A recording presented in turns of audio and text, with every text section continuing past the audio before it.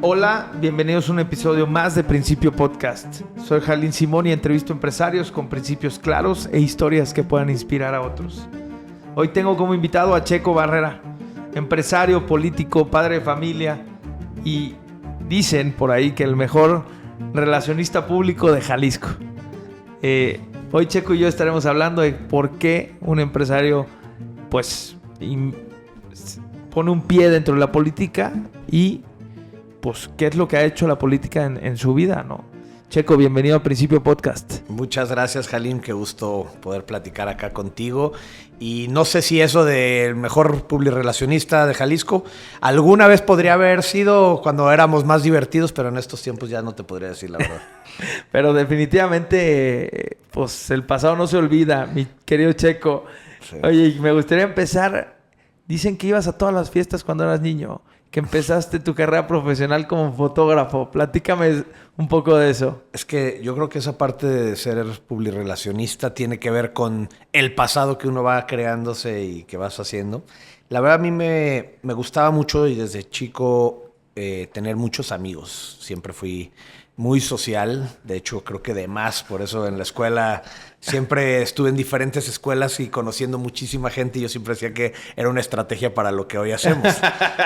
Pero íbamos a muchos eventos y en ese entonces Carlos Álvarez del Castillo, el dueño y presidente del Informador, lanzó una parte social de su periódico que se llamaba G2K, que estoy hablando cuando esto era en el 98, 99, y nos decía pues, que quería hacer como que todos los eventos que sucedieran en Jalisco, que fueran cubiertos y que nos pagaba. Pues yo era un chavo de 17, 18 años o 16, 17 años creo.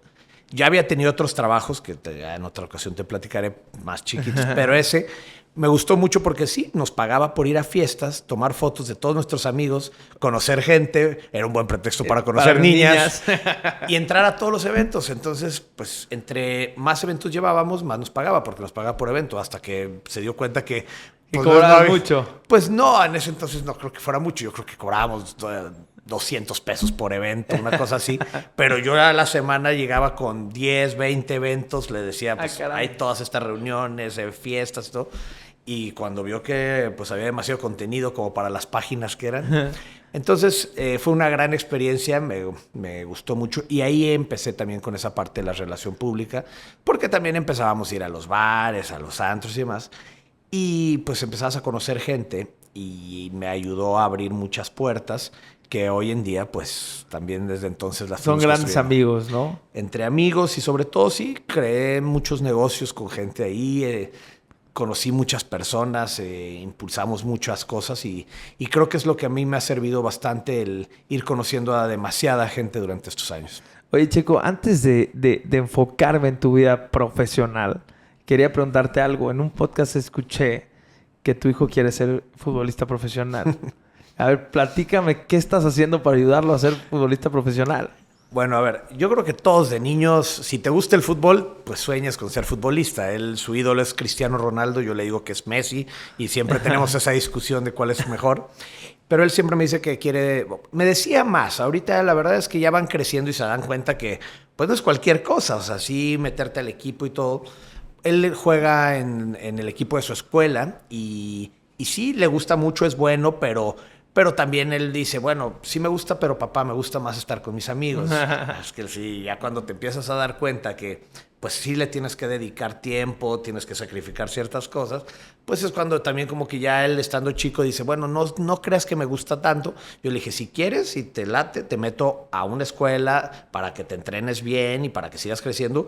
Y si te late y eres bueno para eso, yo te voy a apoyar con todo. Pero también como que la verdad es que yo creo que nació también un poco con mis genes sociales y lo que le gusta es estar con los amigos y estar en todo eso. Y la verdad es que sí sigue jugando fútbol, le encanta, a mí me encanta y de hecho vamos al partido de México. ¿Así vas mañana? Vamos mañana al partido de México. Ah, maravilloso.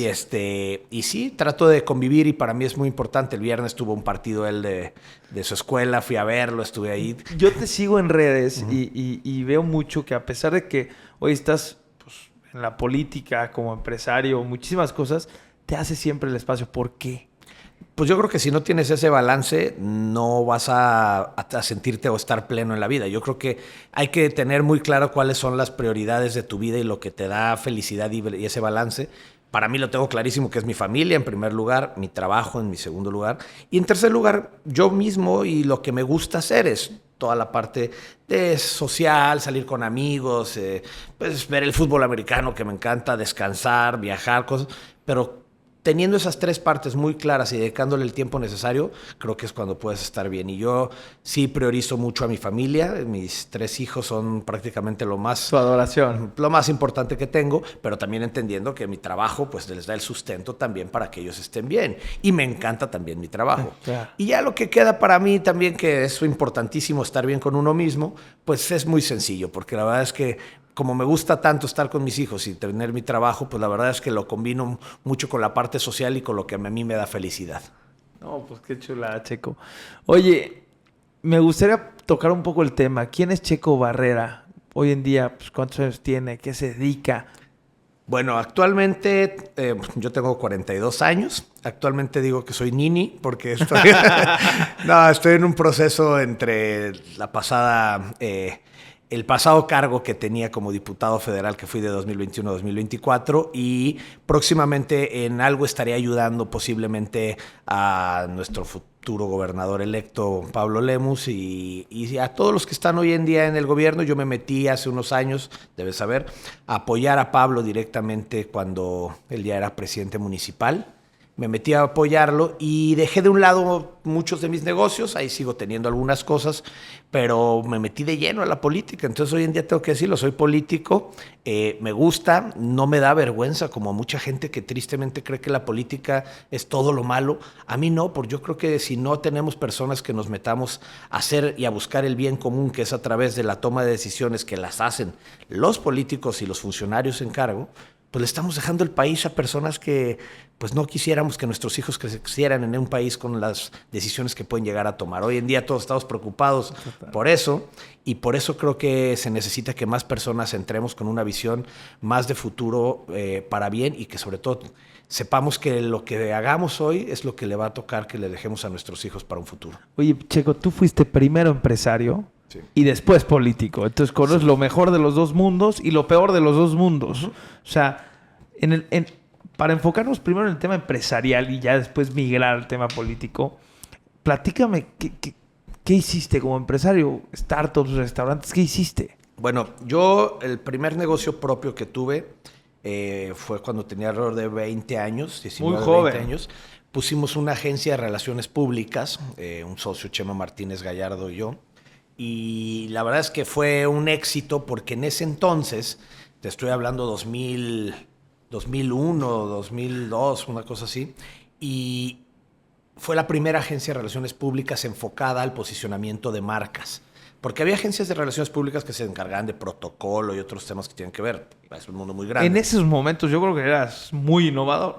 Sí, porque era algo que venía una tendencia creciendo, y todo empezó porque nos buscaron gente de la Ciudad de México que venía y decía, oye, ¿con quién puedo hacer un evento para esta marca que tengo, por ejemplo, de una cerveza en ese entonces, ¿no?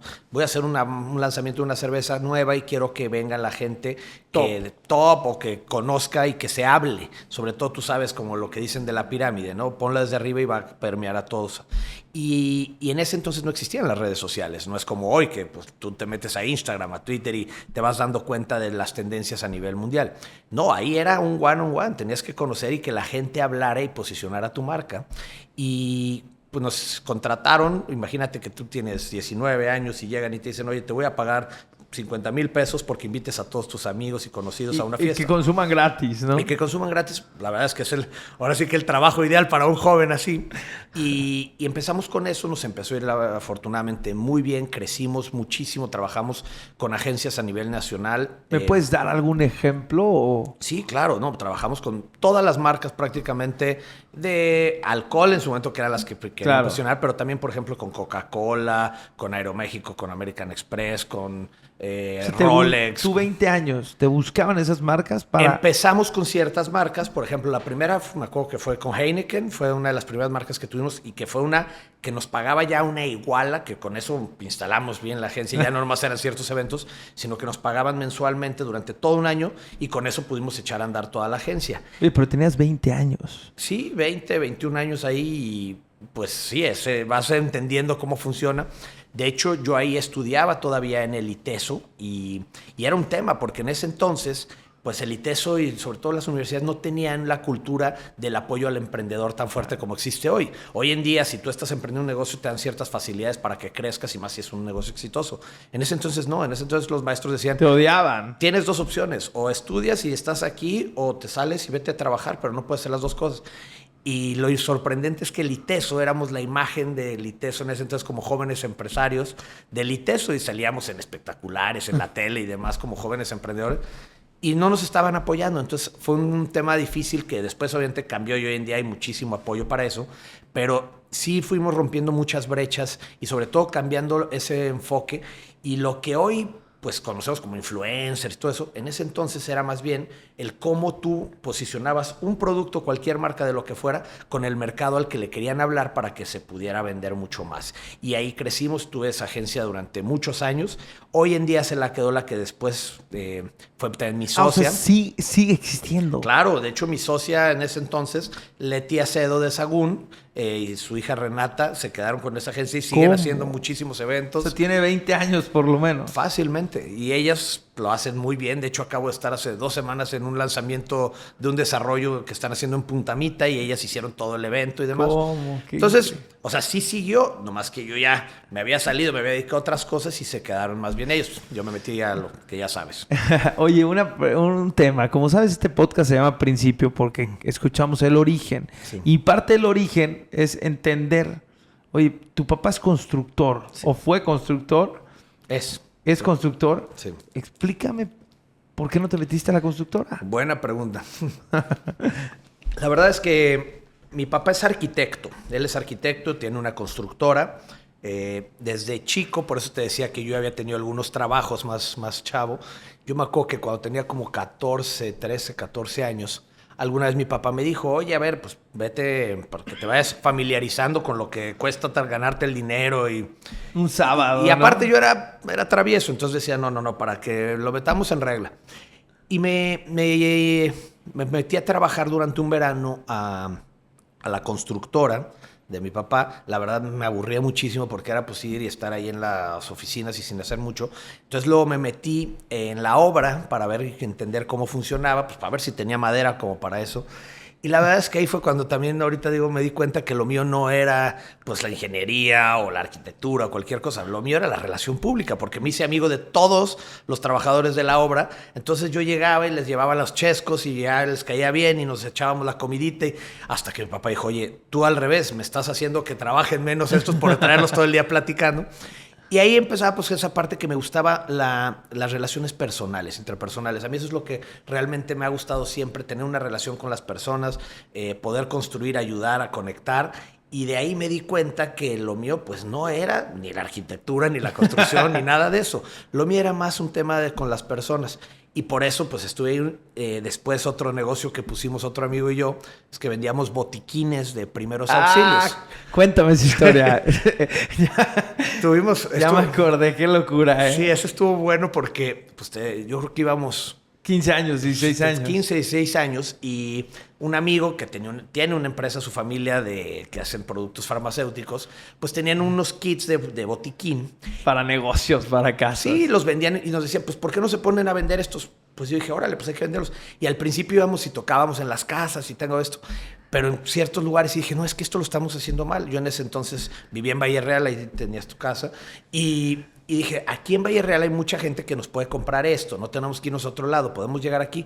Y es más, le vamos a meter un toque, vamos a inventarles que es para nuestra graduación, que estábamos en esa época de las graduaciones. Yo no me iba a graduar, pero yo decía, pues eso siempre hace que la gente te quiera comprar, pues vamos a apoyar al chavo que está claro.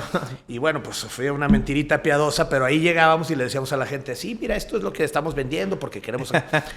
Nos los acabamos en un día todos, entonces empezamos a pedir más.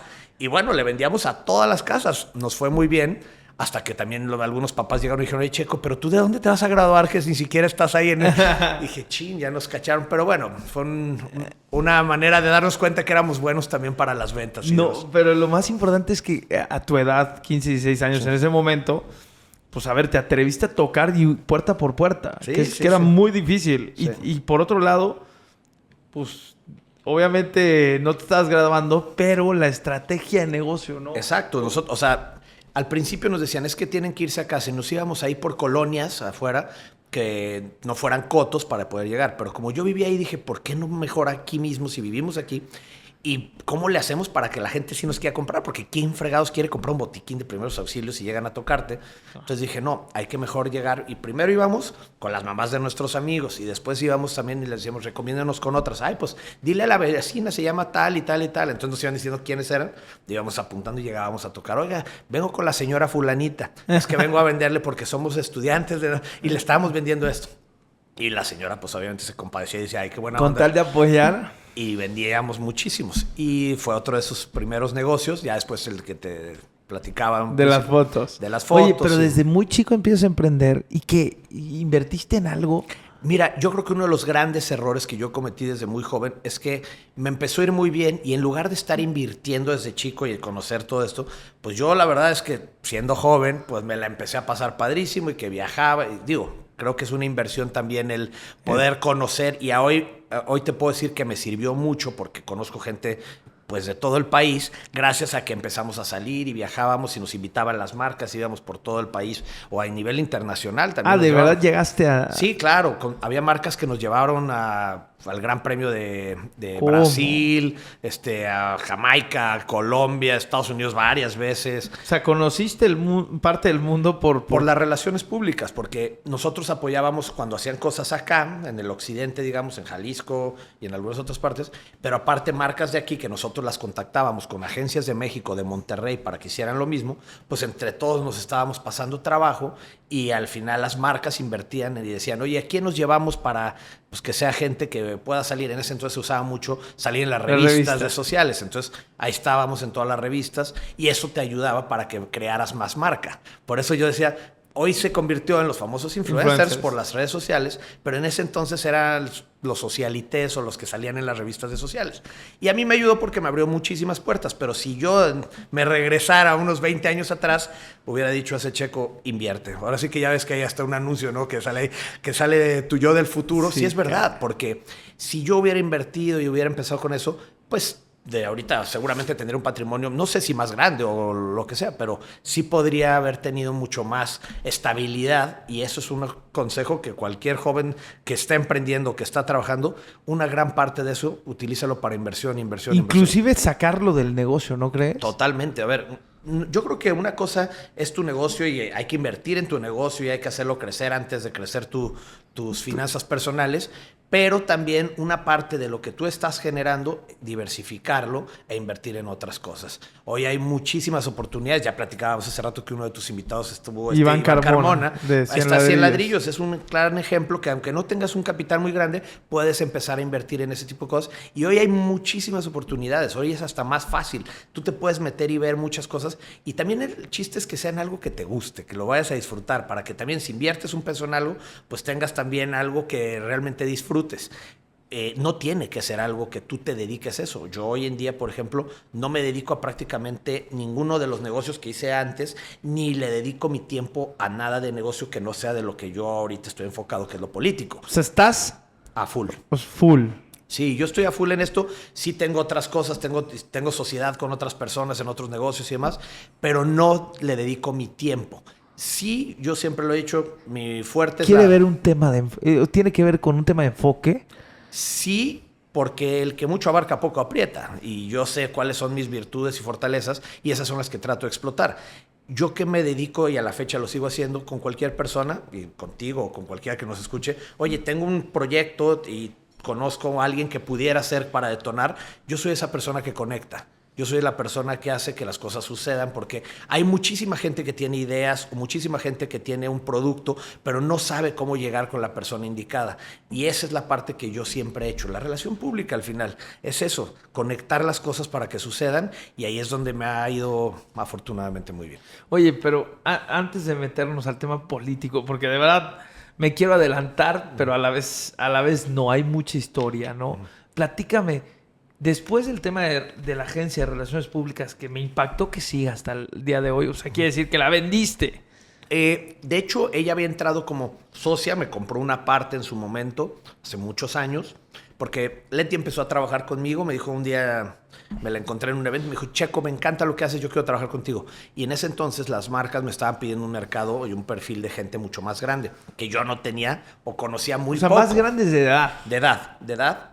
Y Leti, pues, una señora conocida y que le gustaba mucho eso, me dijo, yo quiero entrar a trabajar. Le dije, me encanta la idea. Entró a trabajar conmigo y a los 2 meses me dijo, empezamos a crecer muchísimo. Y dijo, oye, pero yo no quiero solo trabajar, yo quiero ser parte de... Hicimos una evaluación, vimos cómo, entraba de inversionista y de socia. Y con eso empezamos a trabajar muy bien, crecimos muchísimo. A mí me sirvió, o sea, fue un win-win para los dos. Mundo. Sí, y de ahí pues seguimos creciendo. Yo me empecé a enfocar en otros negocios también y poco a poco ella se fue quedando hasta que le dije, Leti, esta agencia ya es tuya. O sea, tú eres la que lo trabaja, tú eres la que lo hace y esto se necesita eso, a la persona que está al frente. Y yo ya estoy enfocado en otras cosas, entonces... pues ella se quedó con eso. Dejo. Y ahora ella metió de socia también a su hija Renata. Entonces, wow. Sí. Oye, a ver, otros negocios. ¿En qué sectores has estado? En muchísimo. Te platicaba hace rato, también estuve en un startup que fue una idea muy padre que tuvimos y fue un negocio que aprendí muchísimo por todo lo bueno y lo malo que conlleva.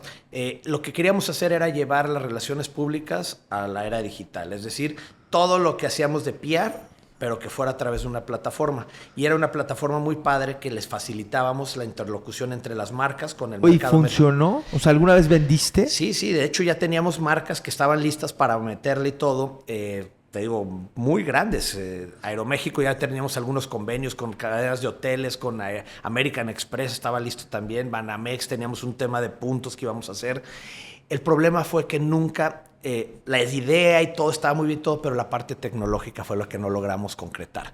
Nunca tuvimos esa parte de la fuerza necesaria para que funcionara de la manera que traíamos tan rápida, tan... Y pues se le estuvo metiendo dinero hasta que llegó un punto que pusimos en hold y ahí yo también ya estaba más metido con otras cosas que me estaban generando un crecimiento muy grande. Empezaba también con muchos restaurantes, bares y demás. Tuviste restaurantes sí. también. Y estaban creciendo, nos estaban comprando franquicias en todo el país y pues yo estaba al frente de la parte del crecimiento, entonces dije, bueno, a ver, como dicen, primero lo que deja y luego... Oye, pero en ese startup que se llamaba Bielit, ¿no? Sí, Bielit. Tuviste un socio que hoy es el presidente nacional de Coparmex. Sí. O sea, yo te preguntaría, ¿cómo lograste que esas personas te volteen a ver como un posible socio ideal? O sea, ¿qué le aconsejarías a ese chavo que está buscando socios estratégicos? Mira, yo a José Mina Mora lo conozco desde toda la vida. De hecho, es mi padrino de primera comunión. Entonces, son mejores amigos mis papás y Ceci y José. Y siempre fue un consejero para mí. Siempre fue alguien a quien yo he acudido y a la fecha tengo mucha comunicación con él. Para pedirle consejos y demás. Cuando le platiqué esto, le gustó mucho la idea, me dijo, oye, a mí me interesa, le entramos. Y empezamos y apostó mucho por eso. Él me ayudó mucho, entre otros también socios que invirtieron desde el principio, porque siempre como cuando empiezas es el Friends and Family. Claro. Tuve la fortuna que el Friends and Family fue un Friends and Family fuerte y conforme fuimos creciendo íbamos pues creciendo en más cosas. El proyecto fue tan grande y tenía un potencial tan fuerte que yo creo que nos comió más lo que queríamos hacer que lo que realmente nos dimos cuenta que era el corazón y no lo teníamos in-house, que era la parte tecnológica. Y ahí fue donde pues decidimos ponerle en hold y después cada quien pues ya traíamos nuestras cosas y yo siempre digo, ahí lo tenemos guardado y no he visto a alguien que haga con esa idea que queríamos hacer. Yo estoy seguro que en algún momento va a llegar alguien que tenga toda esa la idea, la tecnología y todo y diga, oye, pues ¿cómo estaba esto? Para volverlo a lanzar. porque pues en estos tiempos yo creo que los famosos unicornios salen de ese tipo de ideas y cosas que le resuelvan a la gente. Y yo sé que esa parte no se resuelve solamente con los influencers y con lo que hay hoy en día, pero sí lo facilitaría. Entonces digo, ahí está, lo tenemos en un cajón y algún día, no, pues algún si hay día. tiempo, lo retomaremos. Pero ¿Qué es lo que buscaba? O sea, ¿qué es lo que hizo que el socio te eligiera? Porque a pesar de ser tu tío, muchos tíos no eligen a la persona. No, de hecho, él siempre vio ese parte de un valor de alguien que traía una manera de hacer diferente las cosas. No había mucha gente que se dedicara a lo que yo me dedicaba en ese entonces. Las relaciones que yo tenía y que había ido construyendo, pues ese era un valor importante más un producto que podía venir a facilitar y a solucionar muchas cosas. Entonces entendió muy bien y dijo, ahora en esto sí me interesa y sí le entro. Yo creo que lo más importante siempre para buscar un socio es que entienda qué es el valor que tú le agregas no solamente a tu idea, sino realmente a lo que va a hacer que se pueda llegar a ser exitoso. Y a mí, en ese entonces que me dedicaba a la relación pública, pues era llevarlo a otro nivel a través de una startup. Entonces se volvía algo muy atractivo y no solamente él, muchos apostaron en eso. Afortunadamente sigo teniendo una muy buena relación con todos esos socios. Fuimos socios en otros negocios, en otras cosas, pero en ese específico, pues tú sabes, todo se hay. necesita tener todo el 360. Entonces, pero viene una pregunta bien importante, Checo. ¿Esto quiere decir que no todos los negocios que has hecho han sido tan exitosos? por supuesto, he tenido negocios muy exitosos, muy grandes, que han crecido muchísimo y que me fue afortunadamente muy bien, y otros que nos fue muy mal. O sea, invertiste mucho dinero, invirtieron dinero y se perdió y tiempo. Tiempo, dinero. A ver, yo creo que por eso te decía, son aprendizajes que uno tiene porque pues de un fracaso no cualquiera se levanta tan fácil para decir, bueno, vamos por otro y por otro. Pero sí, más que un fracaso, es un tema de aprendizaje, creo. Y a mí me sirvió mucho para darme cuenta que por más ideas que tú puedes tener, por más seguro que tú puedes estar de que tienes todo para lograrlo, hay factores que muchas veces no dependen de ti y que eso puede hacer que todo se caiga. Entonces, tienes que ser consciente que no todo depende de ti mismo, sino de con quién tú te estás rodeando y cómo haces el mejor equipo. Y al final de eso se trata, trabajar en un equipo. Y eso lo trasladas a la política y también. En todos los sentidos. Hace rato platicábamos también. O sea, la política, la grilla y todo lo que conlleva, bueno, no tiene solamente que ver con la política, también a nivel empresarial hay grilla, hay política y hay equipos, y lo que tú aprendes de estar en la iniciativa privada lo puedes llevar y aplicar muy bien en la política. Y si sabes ver lo mejor de los dos mundos, claro, pues puede ser algo muy exitoso. Checo, después de fundar esta startup, después de hacer la agencia de relaciones públicas, te metes al tema de restaurantes. Platícame, ¿qué restaurante tuviste? Tuvimos una cantina que fue muy famosa aquí, que se llamaba Reyes Salón Cantina. ¿Cuántas sucursales llegaste a tener? Llegamos a tener, si no me equivoco, como 13 sucursales en todo el país, en diferentes ciudades. En algunos casos eran como franquicia, en otros íbamos en sociedad. De hecho, hoy en día creo que la de Tijuana sigue todavía en algunos. Yo vendí antes de meterme a lo político, pero durante ese lapso empezamos a abrir en muchos lugares. Tuvimos también otra cadena de restaurantes que se llamaba Pistones, que nos asociamos con de hamburguesas, de hamburguesas, ¿no? Buenísimo. Como un sports bar, y también abrimos en varias ciudades. Y tuvimos algunos otros, también tuve de antros y bares y otras cosas, unos muy divertidos y muy padres, otros que causaron polémica, que yo también decidí salirme en algunos casos porque pues es un mundo muy complicado, muy complejo y depende de muchas cosas, pero pues en ese entonces crecimos bastante y yo tuve una función muy importante dentro de las sociedades en las que yo estaba, porque yo me encargaba de juntar a los inversionistas con los operadores y de hacer que el negocio pues tuviera pies y cabeza y fuera exitoso, porque se necesitaba una parte que operara los lugares. Yo no me metía a la operación. O sea, tú eras como un director general que ponía directores operativos, captabas lana, hacías que esto funcione de la mejor manera y tenías un... Más bien íbamos en sociedad y con cada uno con diferentes funciones. Había un socio que era el socio operador, un socio que era el socio que se encargaba del marketing y de la inversión y demás, y en otros casos había otros socios que veían otras partes o socios inversionistas. O sea, siempre tuviste socios. Yo el otro día platicaba con amigos y les decía, yo creo que yo he tenido entre todos los negocios que alguna vez tuve, más de 300, 400 socios entre todas las cosas. Sí, fácil. Porque, sobre todo, por ejemplo, en los restaurantes y demás, a veces tenías socios de un pequeños, punto. Entonces, pero pues vale lo mismo, más bien, influye lo mismo y le tienes que dedicar el mismo tiempo a tu socio de un punto que el de 50 puntos, porque pues tienen su interés y su dinero metido en ti. Entonces, ahí vas aprendiendo también, híjole, pues qué conviene más, tener muchos socios o pocos socios, pero bien, y con qué relación vas a tener con ellos, quién le va a dar la atención también, y a mí me tocaba también esa parte. Entonces, aprendí mucho también con tantas sociedades. Oye, ¿y qué le recomendarías al chavo que está buscando asociarse con todo el mundo y fondearse a través de puntos? Depende ¿Cuál del es tu tipo de negocio. aprendizaje, más bien? Mira, depende del tipo de negocio, porque por ejemplo, en el caso de los bares y los restaurantes, eso, nosotros era una estrategia tener muchos socios, porque cada uno de esos socios también te iba a aportar relación pública. Si tú eres... Pues, ¿y vale la pena? En algunos casos sí, en otros no.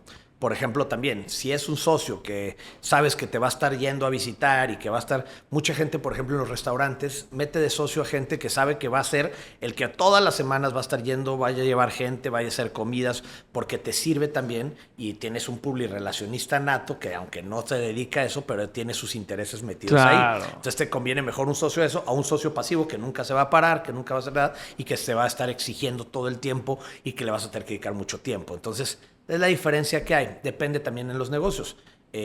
Yo ahora sí que te diría, depende el tipo de negocio, es cómo te conviene con qué asociar. Oye, ¿perdías el control de la empresa cuando asociabas a tanta gente o nunca? No, porque las reglas siempre eran muy claras, quienes se encargaban. Y yo también siempre fui muy respetuoso por las funciones que tenía cada uno de los socios. Por ejemplo, en casi todos yo tenía un socio operativo y había socios inversionistas. Los inversionistas sabían que era... de lo que se reportaba y una junta cada cierto tiempo para la entrega de resultados y demás, pero el socio operativo y yo, ahí sí teníamos un peloteo constante y éramos los que estábamos trabajando todo el tiempo. Ok, entonces, Reyes, Cantina Reyes, Pistones, antros y bares. Varios ahí también. ¿Y qué más? Y bueno, tuve también, te digo, lo de la agencia, le metí inversión a muchas cositas pequeñas con amigos y con cosas. Algunas de ellas siguen ahí, por ejemplo...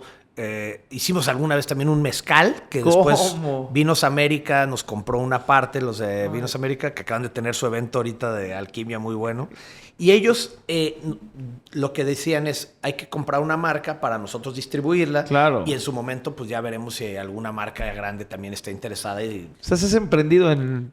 No, yo estoy abierto siempre a todo. Yo la verdad es que ahorita porque estoy enfocado 100% en lo político, pero cuando estaba en el ámbito de los negocios, para mí era escuchar a todas las personas y ver qué oportunidades podíamos y de ahí hacer. ¿Qué salía? Sí. Oye, en el 2018, 17 más o menos, tomas la decisión de dejar todo, o no todo, pero sí de vender gran parte de las cosas que tenías empresarialmente y meterte al tema político por una invitación. ¿Por qué?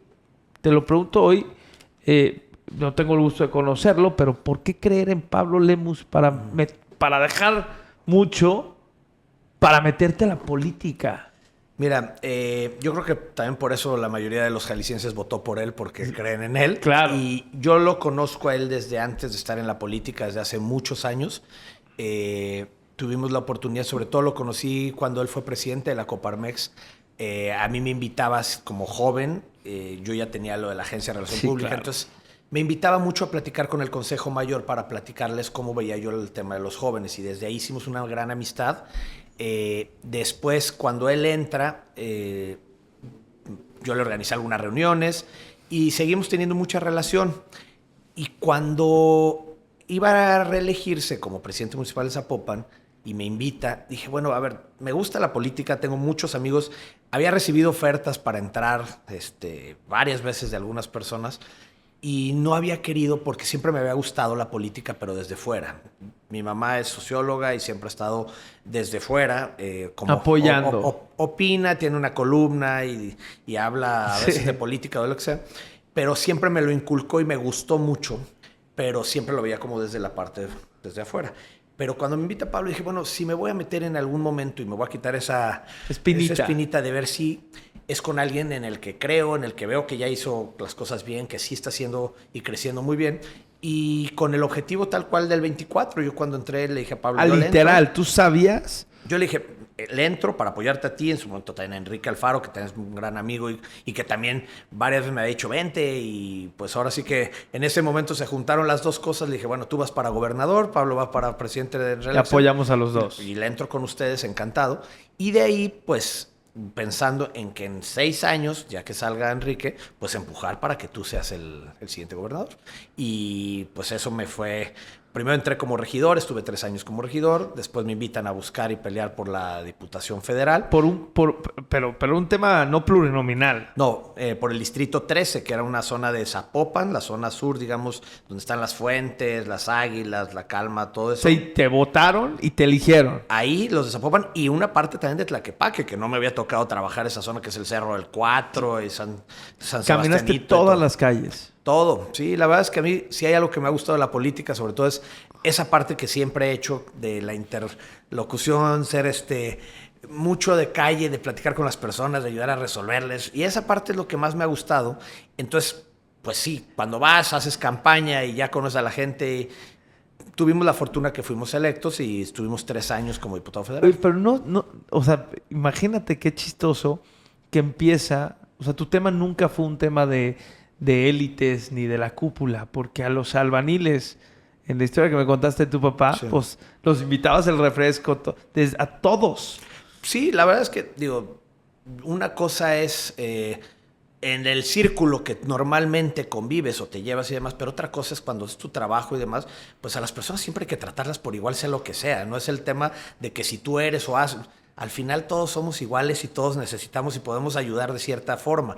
A mí lo que más me ha gustado de ser político es eso, que yo a las personas les puedo ayudar de muchísimas formas, estando en la posición en la que estoy y resolviéndoles de la manera que lo puedo lograr. A ver, ¿qué has podido hacer desde la política? Muchísimas cosas, o sea, porque la gente no lo ve muchas veces. Es que muchas veces la gente se fija en lo que está ahí inmediato. A mí resuélveme y ponme el tope, o tápame el bache, o préndeme la luz. Pues sí, desde ese tipo de cosas. ¿Por qué? Porque la gente puede contactarnos directamente y le ayudas y le resuelves eso, y con eso le ayudaste y le cambiaste la vida. Hay personas que con que le pavimenten poquito su calle, con eso le cambias la vida totalmente, pero también...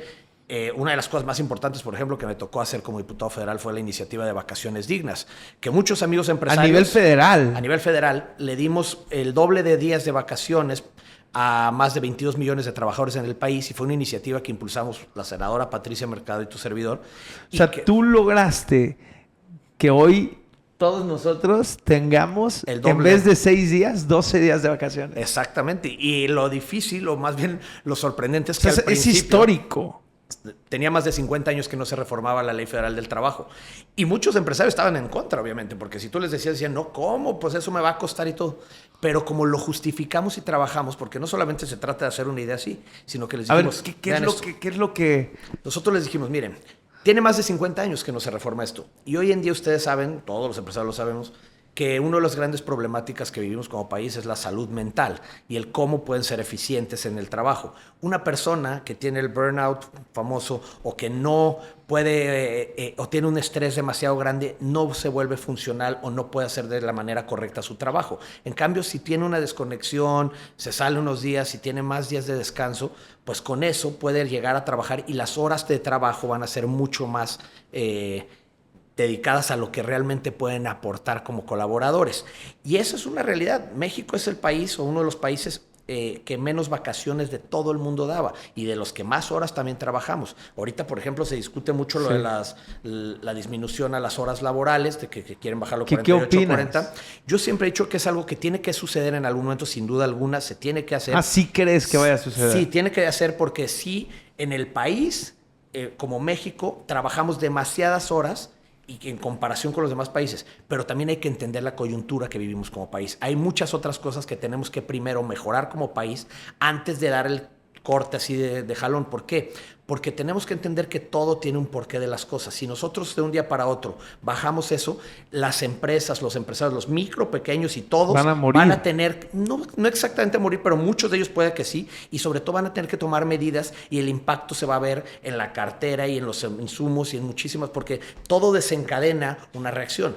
¿Qué tenemos que hacer? Lo que empezamos a hacer desde la legislatura pasada, que a mí me tocó también estar y que yo fui representante de la fracción de Movimiento Ciudadano en la discusión de las jornadas. Yo siempre dije, ¿estamos a favor? Claro que estamos a favor. ¿Quién no va a estar a favor de que las personas tengan más tiempo para sí mismos y para que puedan estar para sus familias, para todo? Pero debemos de hacerlo de una manera ordenada. No podemos hacerlo de un día para otro. No es un tema que se diga inmediatamente sin saber el impacto. Tenemos que ver qué trascendencia va a tener y dependiendo la flexibilidad que le demos a esta transición y sobre todo que entendamos que todas las industrias son distintas, porque no es lo mismo la manufactura que la hotelería. En cada una impacta de una manera distinta. La manufactura, imagínate cuánto impactaría. Entonces tú tienes que ver cómo lo vas a ir implementando, qué gradualidad le vas a ir dando. Y todo eso nosotros lo presentamos y dijimos, tiene que ser con análisis, con estudios. No es un tema de se me ocurrió una idea y... Exactamente. O sea, es algo que va a suceder, sí. Yo cuando he tenido oportunidad de platicar en la Cámara de Comercio, en Coparmex, en el Consejo, con los industriales, les he dicho, a ver, entendamos una cosa. Muchos se asustan y dicen, es que no puede... Es algo que tenemos que transitar hacia allá. México en materia laboral tenemos un retraso muy grande y tenemos que ir avanzando, pero tenemos que hacerlo ordenadamente y trabajando en conjunto. ¿Entre quién? Sí, la iniciativa privada, todos los colaboradores de las empresas, los políticos y legisladores que van a legislar al respecto. ¿Para qué? Para entender realmente cómo y de qué forma podemos irlo haciendo y en qué áreas se tiene que ir avanzando. Hay muchos temas que tristemente hoy en el país se hacen pensando en lo electoral en lugar de pensar realmente en el beneficio de los ciudadanos. Y así es como deberíamos estar pensando. O sea, ¿tú crees que el problema, parte del problema político, porque no es solo eso, pero es que no piensan en los mexicanos, piensan en cómo voy a recibir más votos? Tristemente, la gran mayoría de los que están en la política, te lo puedo decir por conocimiento y por donde estuve los últimos 3 años, piensan en cómo pueden ellos seguir en el poder o cómo pueden generar más votos, sin importarles realmente cómo le vas a dar el beneficio a todas esas personas. Abiertamente, nadie hace algo para tratar de fregarse a los ciudadanos ni nada, pero sí cómo tener un beneficio para seguir creciendo en esto.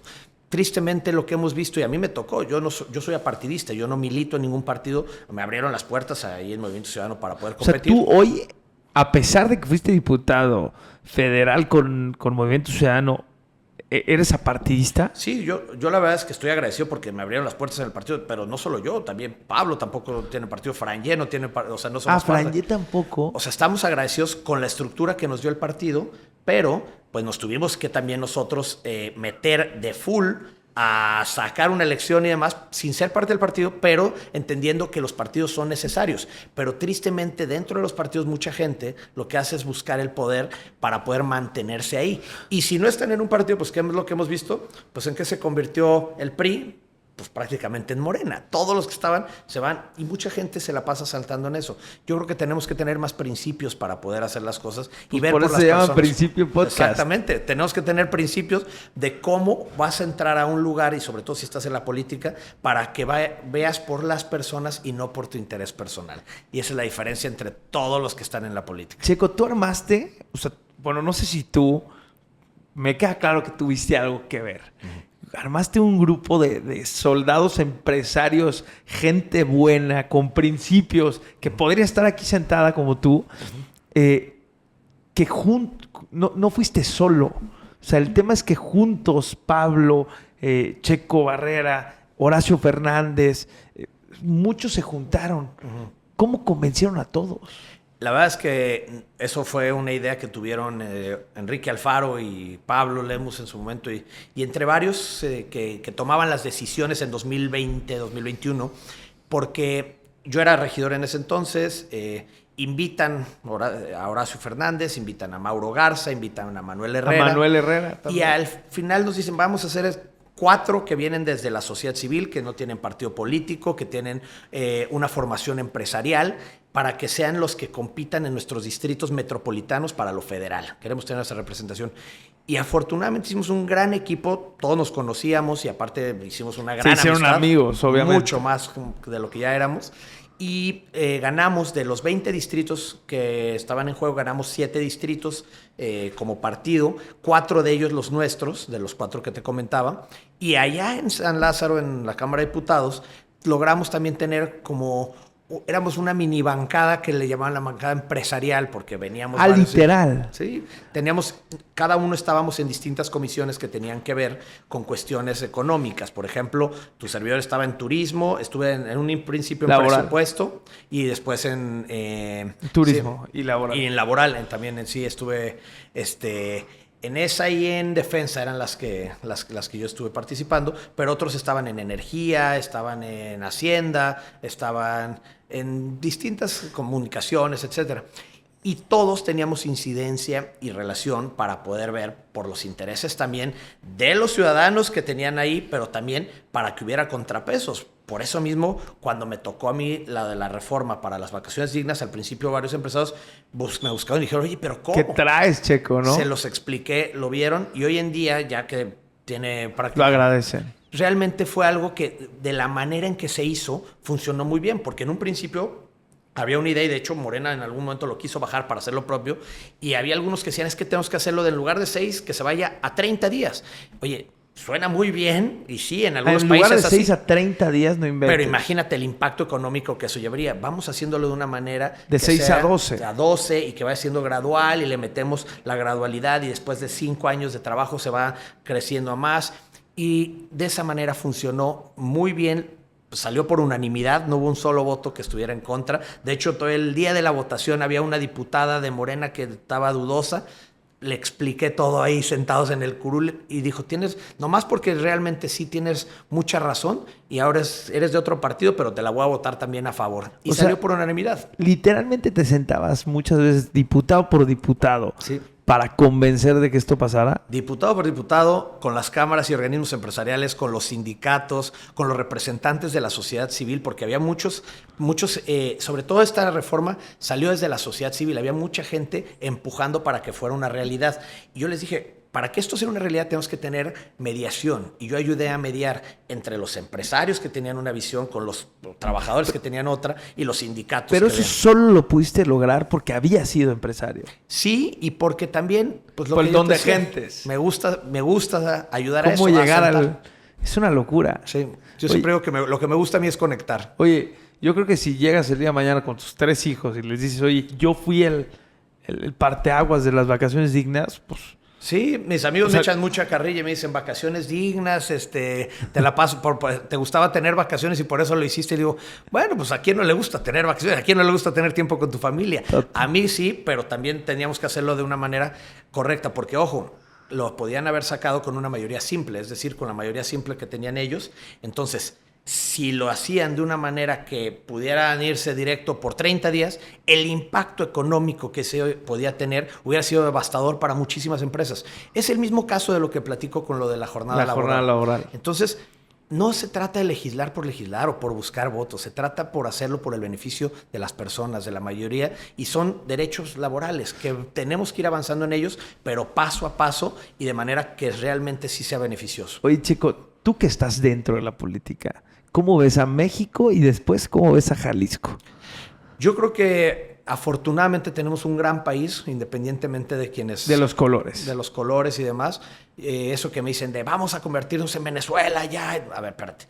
México tiene muchísimas cosas para no convertirse en un Venezuela y tenemos todos los medios para poder cuidar todo. Sí es preocupante las decisiones que están tomando, sobre todo cuando son unilaterales y que no haya una división de poderes. A mí lo que está pasando hoy en el Poder Judicial, lo que vimos el sábado con la famosa tómbola, donde muchísimos magistrados, muchísimos jueces, pues prácticamente años de carrera que tenían, pues los echan por la borda nomás. ¿Por qué? Por un discurso, porque realmente no están haciendo un cambio de fondo. Se necesitan hacer cambios de fondo reales, sí, en materia de justicia, por eso tenemos un problema tan grande de seguridad, y hay muchísimas cosas que tienen que cambiar, pero no de la forma que se está haciendo. Jalisco tenemos la fortuna que seguimos siendo un estado donde votamos por las personas, por los representantes, más que por los colores, y eso hace también y se refleja en que somos un estado muy unido, en donde la iniciativa privada, los organismos empresariales, la academia, las universidades y la sociedad civil en general trabajamos de la mano. O sea, todos. ¿tú sí crees que la diferencia entre